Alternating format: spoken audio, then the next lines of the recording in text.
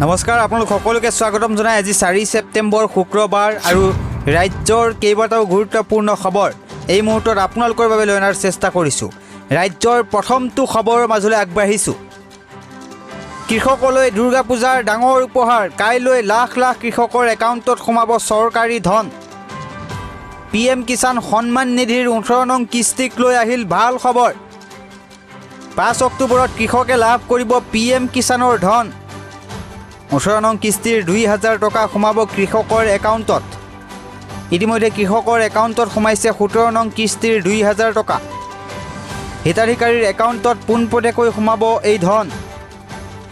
ধন মোকলাই দিয়াৰ পূৰ্বে আপডেট কৰক আপোনাৰ একাউণ্ট। এই ধন পাবলৈ আপুনি কৰিব লাগিব এটা বিশেষ কাম, অন্যথা আপুনি নাপাব কৃষক সন্মান নিধিৰ ধন। আগন্তুক কিস্তিৰ ধন পাবলৈ KYC কৰাটো বাধ্যতামূলক। PM কিষাণ এপৰ জৰিয়তে কৰিব পাৰিব KYC। পৰৱৰ্তী খবৰ, মিয়া শ্ৰমিক উজনিলৈ নহয়, গৈছে চেন্নাই কেৰেলালৈ।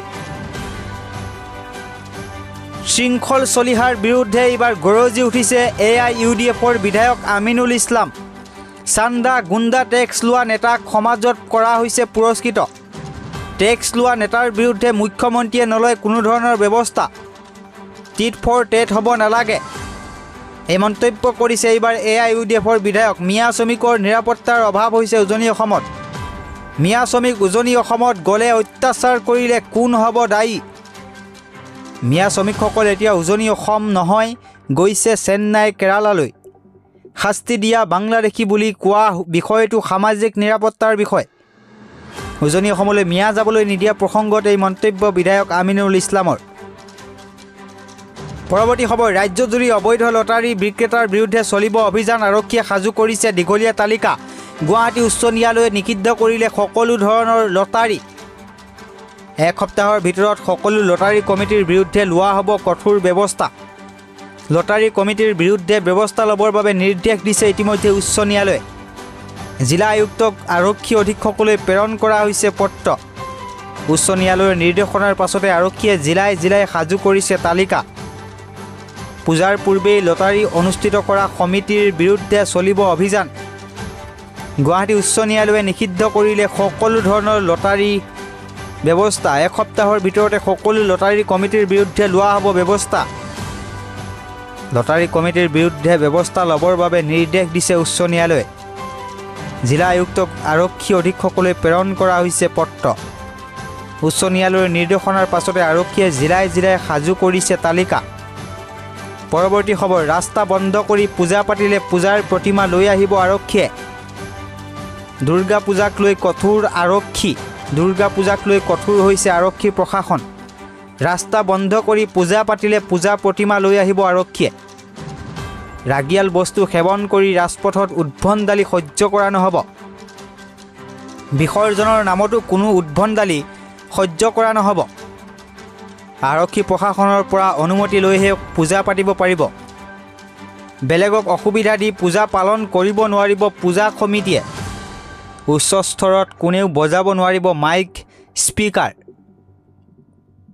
পুৱা 6 বজাৰ পৰা সন্ধিয়া 6 বজালৈ মাইকৰ শব্দ 55 ডেচিবেল হ'ব লাগিব। সন্ধিয়া 6 বজাৰ পৰা নিশা 10 বজালৈ 45 ডেচিবেল হ'ব লাগিব শব্দ। প্ৰদূষণ নিয়ন্ত্ৰণ বৰ্ডে সেৱা পৰীক্ষা কৰি থাকিব। পূজা মণ্ডপত বৈদ্যুতিক বিজুতি হ'লে পূজা কমিটি দায়ী হ'ব। আৰক্ষীয়ে দিয়া পথেৰেহে বিসৰ্জন দিবলৈ যাব পাৰিব। দুৰ্গা পূজাত বিশেষ ব্যক্তিক নিমন্ত্ৰণ দিলে ওচৰৰ আৰক্ষীক আগতীয়াকৈ খবৰ দিব লাগিব। গুৱাহাটী পূজা কমিটিৰ বিষয়ববীয়াৰ সৈতে মহানগৰ আৰক্ষীৰ বৈঠক।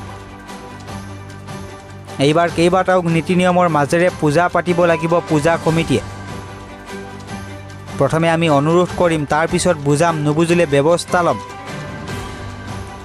আমি কাকো গ্ৰেপ্তাৰ কৰি সুখী নহয়, কিন্তু উদ্ভণ্ডালি কৰিলে বাধ্য হ'ম। আৰক্ষী প্ৰশাসনৰ সৈতে পূজা কমিটিৰ বৈঠক। পূজা কমিটিক কঠোৰ সকিয়নি মহানগৰ আৰক্ষী আয়ুক্তৰ। পৰৱৰ্তী খবৰ, কেনেকৈ পাব চৰকাৰৰ 2 লাখ টকা সাহায্য? আকৌ চৰকাৰে দিছে সোণালী সুযোগ। ৰাজ্যৰ লাখ লাখ নিবনুৱাৰ বাবে ভাল খবৰ আহিছে। আকৌ চৰকাৰে দিব 2 লাখৰ পৰা 5 লাখ টকা পৰ্যন্ত ধন। সোমবাৰে 25,000 উদ্যমী যুৱকে পাইছিল চৰকাৰী সাহায্য। প্ৰথম পৰ্যায়ৰ বাবে ধন লাভৰ পৰা বঞ্চিত হ'ল নেকি আপুনি? যদি বঞ্চিত হৈছে, পুনৰ চৰকাৰে সুবিধা দিছে। পুনৰ আবেদনৰ বাবে চৰকাৰে দিছে সোণালী সুযোগ। শীঘ্ৰে পুনৰ আৰম্ভ হ'ব মুখ্যমন্ত্ৰী আত্মনিৰ্ভৰ আঁচনিৰ বাবে আবেদন।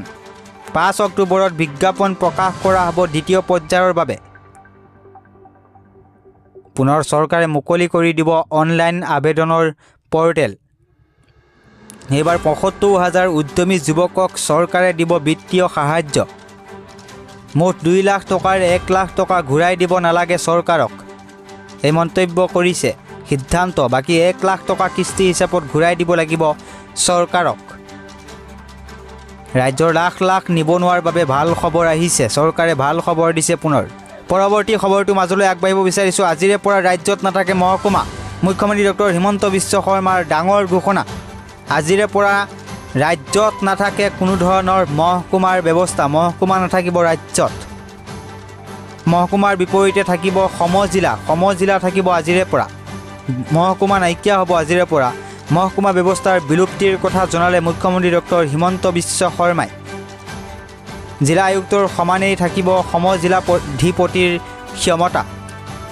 সমজিলা ব্যৱস্থাৰ জৰিয়তে লাভান্বিত হ'ব ৰাজ্যবাসী। জিলা সদৰৰ দৰে এতিয়াৰ পৰা সমজিলাতে কৰিব পাৰিব বহু কাম কাজ।